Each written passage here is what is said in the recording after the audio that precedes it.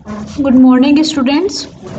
जो हमारा चैप्टर 3 था लिंक लिस्ट डेटा स्ट्रक्चर का, ये उसका लास्ट टॉपिक है, लिंक लिस्ट एंड पॉलिनोमियल। इसमें हम लोग क्या करते हैं कि जो पॉलिनोमियल हमारे जो फंक्शंस होते हैं, जैसे कि कोई फंक्शन है हमारा 6x की power 4 plus 3x cube minus 2x square plus 5x plus 9। तो इसको हमें लिंक लिस्ट की हेल्प से हम कैसे रिप्रेजेंट कर सकते हैं, ये हम देखेंगे। ये आज के वीडियो लेक्चर में आप लोग को बताऊंगी। तो जब भी किसी जो पॉलिनोमियल फंक्शन है, अगर उसे हमें लिंक लिस्ट में we want to store that polynomial function in link list, तो हमें जो नोड होता है लिंक लिस्ट में, बेसिकली क्या होते हैं, नोड होते हैं। तो उस नोड में ही हम फंक्शन को स्टोर करेंगे। तो नोड केस में 3 पार्ट होते हैं। ये नोड स्ट्रक्चर दी हुई है, 3 पार्ट्स होते हैं। कोफिशिएंट का पार्ट, फर्स्ट पार्ट कोफिशिएंट का पार्ट होता है, सेकंड पार्ट पावर का, एंड जो लास्ट पार्ट होता है वो हमारा address of next node represent करेगा, या जिसको हम लिंक भी कहते हैं। कोफिशिएंट वाले पार्ट में हम कोफिशिएंट जो पॉलिनोमियल फंक्शन होते हैं उसमें जो भी एक जो टर्म होती है उसके कोफिशिएंट को स्टोर करते हैं। पावर में हम उसकी जो पावर होती है वो स्टोर करते हैं, एंड देन वो नेक्स्ट जो भी नोड है उसको पॉइंट आउट करेगा। ठीक है, यानी नेक्स्ट नोड क्या होगा, जो नेक्स्ट टर्म होगी पॉलिनोमियल फंक्शन की, जो अगली टर्म होगी, जो नेक्स्ट टर्म होगी, उसमें इसका एड्रेस स्टोर किया जाता है। तो जैसे मैंने आप लोग को बताया कि मैंने आप लोग को बताया था कि 6x की पावर 4 प्लस 3x की power cube plus minus 2x square plus 5x plus 9। अगर हमें इस फंक्शन को, इस पॉलिनोमियल फंक्शन को स्टोर करना है यूजिंग लिंक लिस्ट, तो हम क्या करेंगे, एक नोड जो ये फर्स्ट नोड है कोफिशिएंट वाला, इसमें हम स्टोर करेंगे 6, इसमें स्टोर करेंगे पावर। अगर फर्स्ट टर्म की बात करें, सिर्फ इसकी बात करें, तो इसमें स्टोर करेंगे 6, इसमें स्टोर करेंगे 4, और इसमें बस हम पॉइंट आउट करेंगे जो भी नेक्स्ट जो नोड होगा उसके एड्रेस को। अब जो नेक्स्ट टर्म है 3x की पावर क्यूब, तो यहाँ पे स्टोर करेंगे 3, यहाँ पे 3, और नेक्स्ट नोड को वो पॉइंट आउट करेगा। यहाँ पे माइनस 2x स्क्वायर, तो कोफिशिएंट अब -2 है, तो यहाँ पे स्टोर करेंगे -2, 2, और जो भी link to the next node, and then 5x, 5 में करेंगे 5, 1, और नेक्स्ट नोड। और जो 9 होगा, 9 का मतलब कि यहाँ पे क्या है कि x की जो पावर है वो 0 है, दैट मीन्स कि 9 0 और नल। ये बताएगा कि जो हमारा पॉलिनोमियल फंक्शन है वो मतलब कंप्लीट हो चुका है। अब जैसे ये वाला जो पॉलिनोमियल फंक्शन है, ये कौन सा पॉलिनोमियल फंक्शन होगा, 5x square plus 4x plus 2। ठीक है, तो जो ये पॉलिनोमियल फंक्शन है जो इसमें दिखा हुआ है, तो ये क्या है, 5x square plus 4x plus 2। ये एक पॉलिनोमियल फंक्शन है। दूसरा पॉलिनोमियल के फंक्शन क्या है, 5x प्लस 5, दूसरा वाला ये है।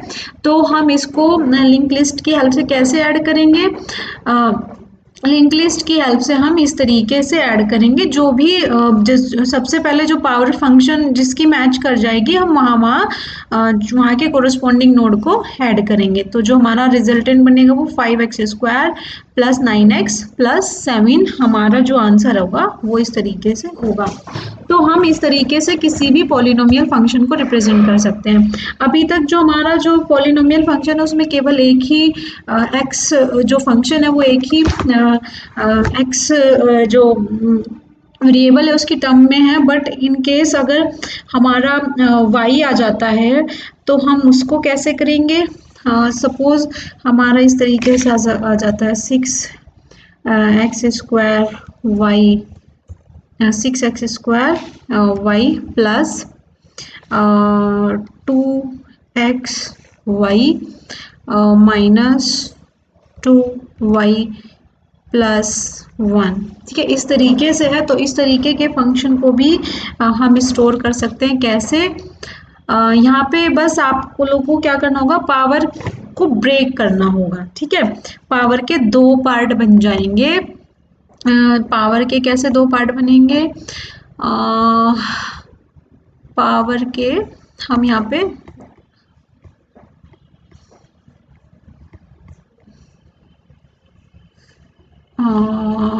Symbol shapes. ठीक है, यहाँ पे क्या होगा कि इस पावर के दो पार्ट बन जाएंगे इस तरीके से।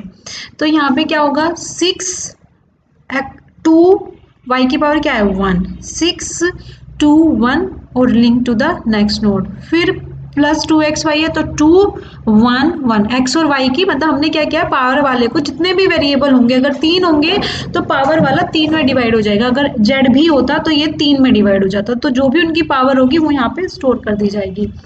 प्लस 2xy में क्या करेंगे 2 1 1 और address to the next node. और माइनस 2y है, इसमें देखिए माइनस 2y है तो ये माइनस 2 x की पावर तो 0 है, x यहाँ पे है ही नहीं तो यहाँ पे 0 आएगा और यहाँ पे आएगा 1। और नेक्स्ट में 1 है तो x की भी पावर 0 और y की भी, तो यानी 1 0 0।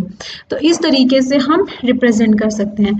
सपोज हमारा यहाँ पे अभी x की 9 हो जाता, अगर किसी उसमें अगर एक ही फंक्शन है उसकी डिफरेंट मतलब एक बड़ी पावर है फिर एकदम से सिर्फ 1 ही पावर है, तो भी हम इजीली स्टोर कर सकते हैं, हमें बिल्कुल हेडेक नहीं लेना है। यहाँ पे क्या स्टोर करेंगे 5, यहाँ पे 9 और address to the next node. फिर हमारा जैसे 4 आ गया था 4x तो 4 और 1 और address to the next node. तो इस तरीके से हम और अगर y भी है तो दो पार्ट हो जाएंगे। अगर यहाँ पे हम z क्यूब कर देते और यहाँ पे हम कर देते z, तो ये किस तरीके से बनता, तो इसमें इसके पावर के 3 पार्ट हो जाते। ठीक है, पावर के हमारे कितने पार्ट हो जाते, पावर के हम 3 पार्ट बना सकते थे। ठीक है, इस तरीके से पावर के 3 पार्ट बना सकते थे। और अगर इसको रिप्रेजेंट करना होता तो हम कैसे करते, यहाँ पे स्टोर करते हम, देखिए यहाँ पे हम स्टोर करते, यहाँ पे हम स्टोर करते 6 और एक्स स्क्वायर था तो x की पावर 2, y की पावर भी 1 थी और z की पावर भी 1 थी। इस तरीके से हम स्टोर कर सकते थे। और जो नेक्स्ट जो लास्ट जो टर्म थी, जैसे सिंपल अगर देखिए मैं यहाँ पे लिख दे रही हूँ, सपोज इस तरीके से था x की पावर 2 y और z और प्लस, अगर यही फंक्शन है वाई स्क्वायर जेड तो इसको कैसे लिखेंगे, इसको हम लिखेंगे, इसको हम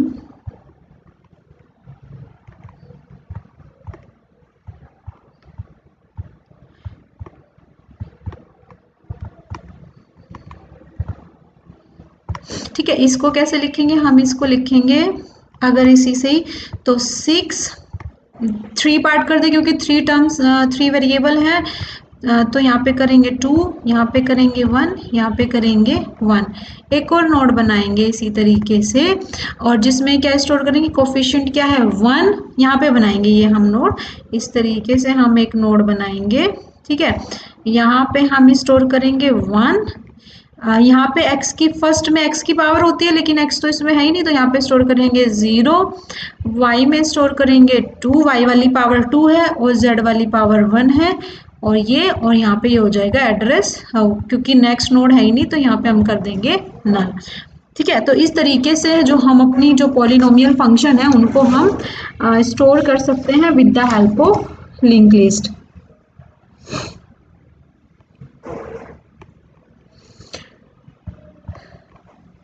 ये एक एग्जाम्पल लिया है, जैसे 4x क्यूब है तो 4 और पावर 3, देन नेक्स्ट 6 x की पावर 2 है, देन 10 और x है और यहाँ पे 6 और 0 है। तो इस तरीके से आप कोई भी पॉलिनोमियल फंक्शन लिंक लिस्ट की हेल्प से स्टोर कर सकते हैं। अब देखिए, अब हम लोग का चैप्टर कंप्लीट हो चुका है तो अब हम एरे और लिंक लिस्ट में कंपैरिजन कर सकते हैं।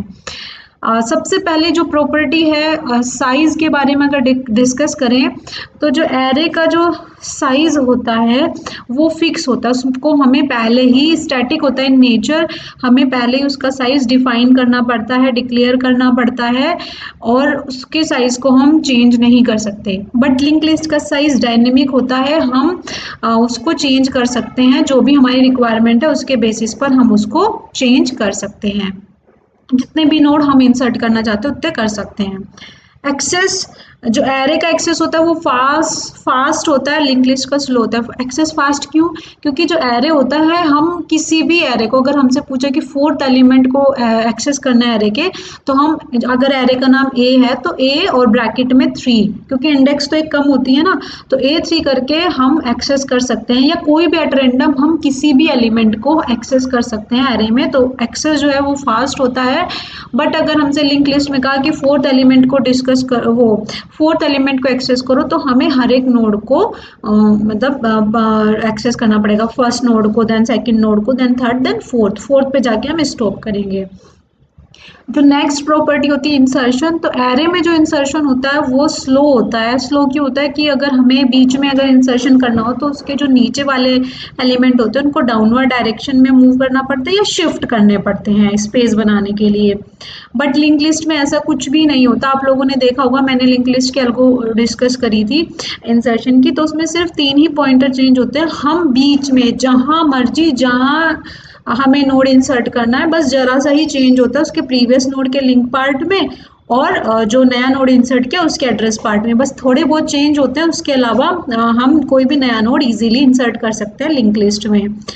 डिलीशन, अगेन डिलीशन एरे में स्लो है। स्लो क्यों है? अगर हम बीच से कोई एलिमेंट को डिलीट करते हैं तो हमें जो एलिमेंट होते हैं वो अपवर्ड डायरेक्शन में शिफ्ट करने पड़ते हैं, बट एरे में हमें ऐसा अपवर्ड डायरेक्शन में शिफ्ट करने पड़ते हैं, बट लिंक लिस्ट में ऐसा कुछ नहीं होता। डिलीशन, अगर हम लिंक लिस्ट में, लिंक लिस्ट के डिलीशन की मैंने 2 एल्गो आप लोगों से डिस्कस की थी, तो अगर हमें लिंक लिस्ट में से किसी भी एलिमेंट को डिलीट करना हो तो हम क्या करेंगे, बस उसके जो लिंक फील्ड हैं, जो भी नोड होते हैं, लिंक फील्ड में थोड़ा सा ही अपडेशन करना पड़ता है। हमें 3 अपडेशन करने पड़ते हैं, 3 पॉइंटर फील्ड अपडेट करने पड़ते हैं। एक तो जो डिलीट किया उसको अवेलेबल लिस्ट में डालना होता है, और जो हमारा प्रीवियस नोड होता है जिससे पहले डिलीट किया गया उसका जो एड्रेस पार्ट होता है बस उसी में चेंज होता है, अदरवाइज कोई चेंज नहीं होता। बहुत ही माइनर सा चेंज होता है, तो we can easily delete and insert any element into link list. Space requirement, space requirement array की कंपैरेटिवली लेस होती है, लिंक लिस्ट की ज़्यादा होती है। क्यों ज़्यादा होती है? क्योंकि लिंक लिस्ट में एक नोड होता है जिसके 2 पार्ट होते हैं। इसमें डेटा पार्ट तो होता ही है, प्लस हमें एडिशनली एड्रेस पार्ट को भी स्टोर करना पड़ता है, जो हमारे लिए मतलब एक अलग से स्पेस वो ज़्यादा रिक्वायरमेंट होगी।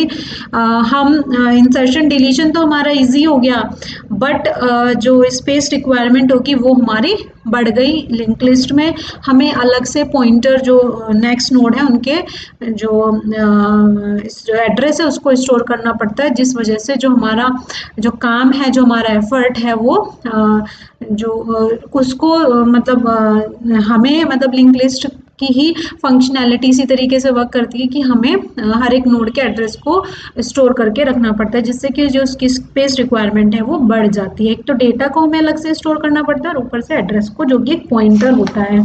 तो ये कुछ कंपैरिजन थे एरे और लिंक लिस्ट में। आप इनको डिटेल में भी डिस्कस कर सकते हो और आप सिंपली ये टेबल बना के भी डिस्कस कर सकते हो। अगर एग्जाम में पूछा जाता है, सिर्फ एक ही क्वेश्चन होता है और वो 5 मार्क्स का पूछा जाता है, तो आप डिटेल में बता सकते हो।